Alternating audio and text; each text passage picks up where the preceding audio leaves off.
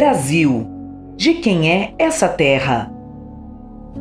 A base da estrutura fundiária brasileira está diretamente relacionada ao processo de colonização do país. A partir do ano de 1500, as terras passaram a pertencer à coroa portuguesa. Comunidades inteiras foram dizimadas e suas terras foram subtraídas de forma violenta pelos colonizadores. Em 1532, o rei de Portugal distribuiu grandes extensões de terras para um grupo pequeno de pessoas. Esse período da história influenciou a formação de grandes latifúndios improdutivos e uma profunda desigualdade social vivenciada até hoje. Segundo o Censo Agropecuário de 2017, o Brasil conta com mais de 15 milhões de trabalhadores rurais, agricultores e agricultoras familiares e mais de 5 milhões de estabelecimentos agropecuários. As áreas com menos de 10 hectares representam um pouco mais de 50% dos estabelecimentos rurais no país, mas ocupam apenas 2,29% do território nacional.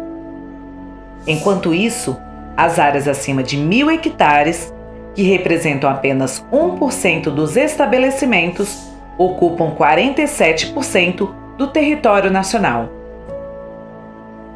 A questão fundiária no Brasil, ela tem uma relevância histórica, porque foi a partir das apropriações de grandes porções territoriais do nosso país que o capitalismo floresceu no Brasil. Em 1850, nós temos um primeiro regime de terras com a Lei de Terras. É uma lei que estabeleceu a aquisição de terras por brasileiros, através, evidentemente, do mecanismo de compra e venda, excluindo naquele momento histórico populações indígenas, quilombolas e os camponeses. Esse regime jurídico ele foi sendo, ao longo do tempo, alterado, sem que houvesse previsão para aquisição de terras para estrangeiros.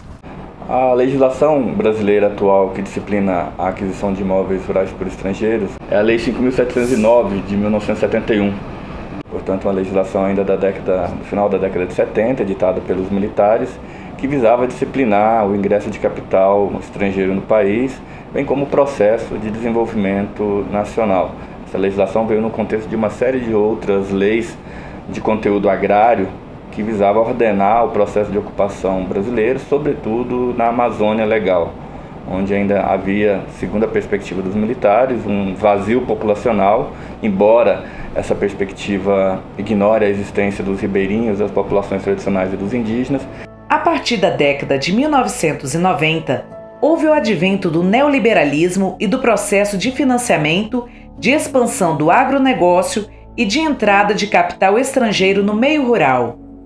Esse movimento resultou no início da tramitação de diversos projetos, em especial o Projeto de Lei 2963, de 2019, de autoria do senador Irajá Abreu, do estado de Tocantins.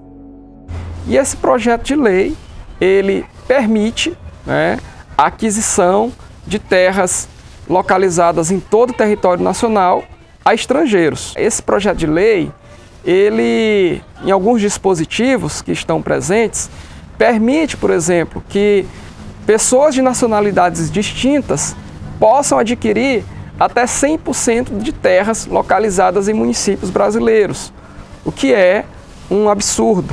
Além de um evidente ataque à nossa soberania, tendo em vista o permissivo estabelecido em mecanismos, ele afronta a soberania alimentar nutricional daqueles que produzem, que trabalham na terra e que utilizam a terra não como bem de mercadoria, mas utilizam a terra como trabalho para se reproduzir social, cultural e economicamente.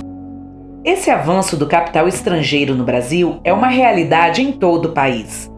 Para mostrar na prática os impactos de tudo isso nas comunidades rurais e nas populações do campo, da floresta e das águas, vamos para o estado do Maranhão.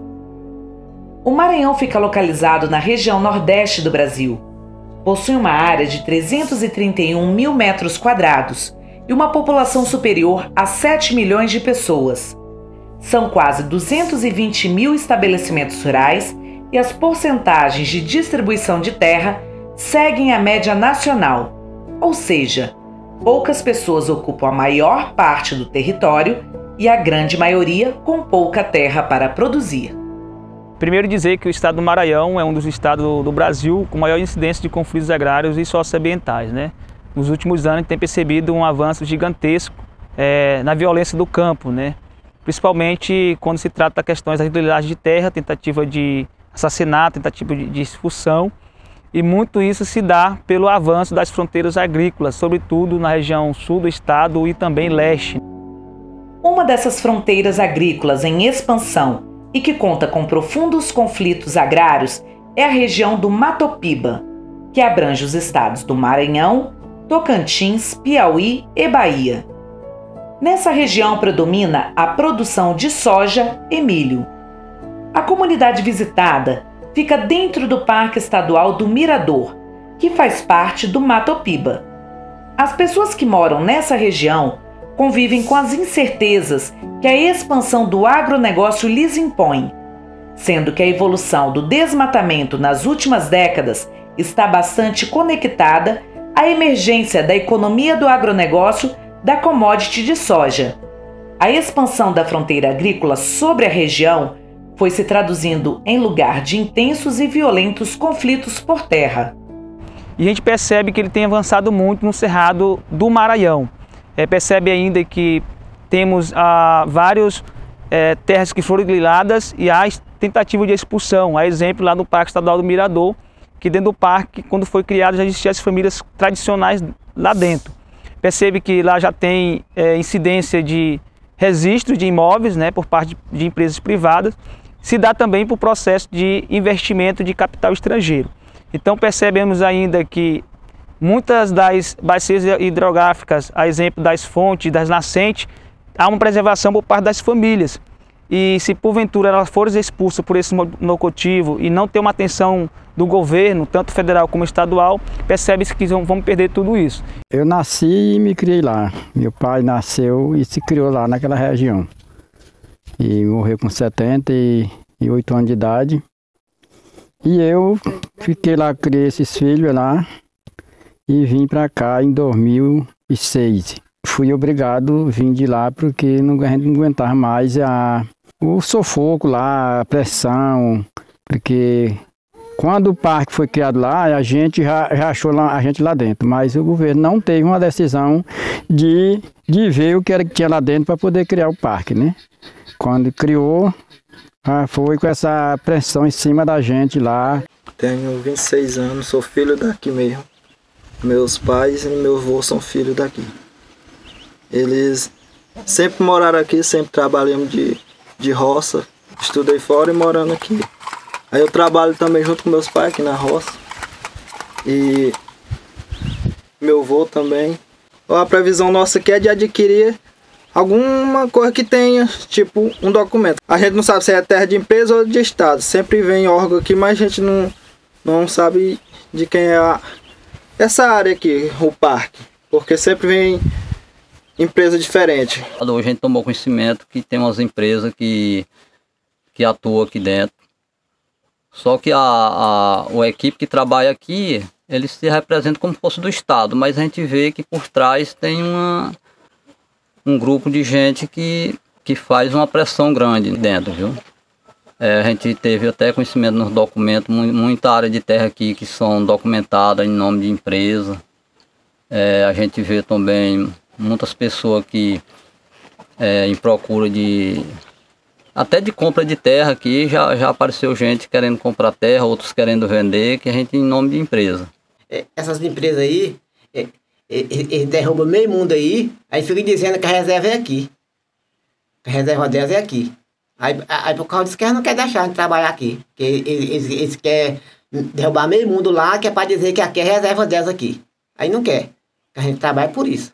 E quando a gente bota uma roça, eles vão vigiar lá o lugar, que aí vão, não é para queimar a roça, que é para caçar milho, que precisa o carro vai embora. Aqui a gente cria uma galinhazinha para poder sobreviver, aí cria um porquinho para poder sobreviver. E a roça também, que a gente se não botar O pobre você sabe que tem que ser a roça, né? E nós queremos ser reconhecidos para o governo, que por um jeito assim, como que nós não somos reconhecidos, né? O nosso lugar é bom, nós não queremos deixar nosso lugar. Eu não quero deixar meu lugar aqui é bom. Nós estamos como que nós não estamos vistos pelo governo. Porque nós não temos estrada, nós não temos energia, nós não temos um posto de saúde. É obrigado nós precisamos das outras comunidades para nós conseguir alguma coisa. Pois é, a vivência nossa aqui é assim, quase sem direito mesmo em nada, não tem, somente do trabalho da gente, não tem ajuda de governo, nem de prefeito, nem auxílio de nada, é só do trabalho. Aqui não tem água encanada, não tem energia, não tem escola, nem tem posto de saúde, tudo é difícil aqui. Porque se quer um parque, aí não pode fazer nada aqui, que é no parque. O prefeito diz que não traz nada para cá porque é no parque. Aí nunca veio nada para cá. Aonde o agronegócio, com o financiamento do capital estrangeiro, chega, olha a situação. Área totalmente devastada, sem nenhuma árvore, sem vida, sem nenhum animal, só soja. Aqui é um exemplo concreto da chegada do capital estrangeiro financiando o agronegócio. E no momento estamos no estado do Maranhão, mas isso também é no Brasil inteiro. Essa situação é vista em várias partes do mundo. Por isso foi criado o Fórum de Lutas pela Terra e pelos Recursos Naturais, o FLT, que reúne 11 organizações de diferentes continentes. O objetivo principal do FLT é fortalecer a mobilização e a luta internacional de organizações representativas da agricultura familiar, camponesa e indígena, promovendo o debate político e a troca de experiências entre as organizações. Nós vivemos preservando as coisas, a natureza, tudo bem feito, você pode ver no nosso serviço. E nós vivemos ameaçados, nós acho que é tipo uma ameaça, porque eles chegam, eles falam que nós não podemos botar roça, não quer que nós trabalhemos. E nós continuamos trabalhando sempre assim. E eles falam que querem que nós saia, por um jeito que eles querem, que nós saia daqui de dentro.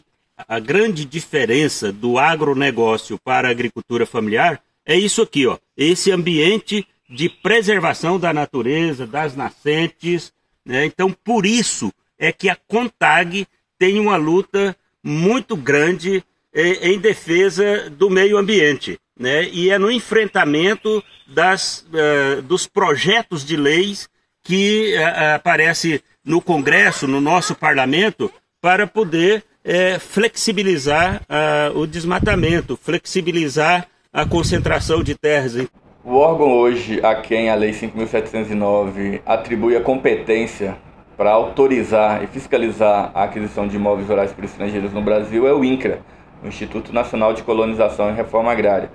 Contudo, o INCRA não dispõe de elementos, seja elementos materiais, pessoal, tecnologia, sistemas, bem como de elementos normativos que possibilitem uma efetiva fiscalização. De modo que é consenso entre os pesquisadores e mesmo entre os estudiosos e os próprios servidores do INCRA, os agentes estatais, que nós não temos um controle efetivo da aquisição de terras por estrangeiros no Brasil. Então, na minha perspectiva, são os dois grandes desafios na revisão da legislação. Atualizar a legislação segundo a perspectiva do cumprimento da função social e do respeito aos territórios constitucionalmente afetados, como os territórios quilombolas, as unidades de conservação, as terras indígenas, as áreas de reforma agrária, e ao mesmo tempo estabelecer mecanismos para que essas novas formas, como o capital se movimenta, possam ser fiscalizadas e possam ser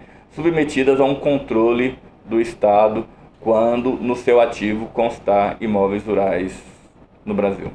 Em 2020, com o aumento dos conflitos agrários socioambientais aqui no Maranhão, a FETAEMA decidiu começar então a retomar o processo de publicação do livro de conflitos agrários aqui no estado.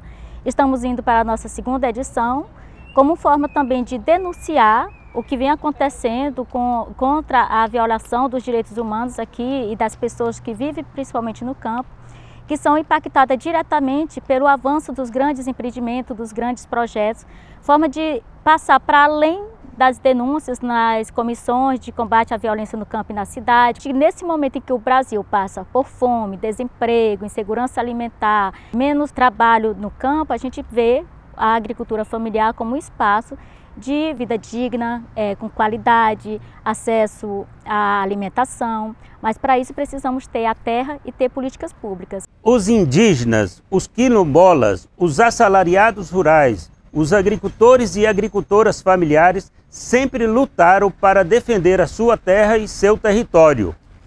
É tarefa das organizações do mundo todo manter mobilização permanente para impedir que o poder econômico destrua nossas comunidades. Como disse Dom Pedro Casaldáliga, quanto mais difícil o tempo, mais forte deve ser nossa esperança. Vamos esperançar juntos e construir outro mundo possível. Essa terra é nossa. Ver toda essa gente com mais alegria, plantando a paz, colhendo a harmonia.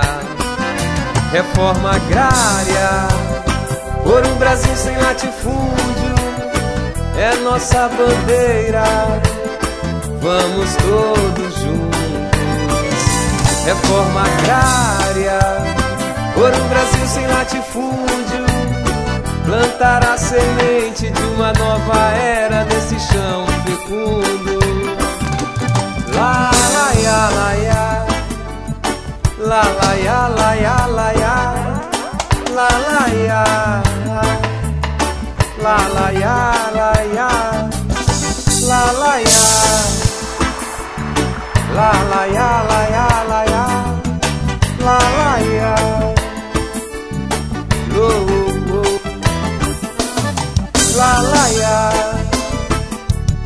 la la ya, la ya.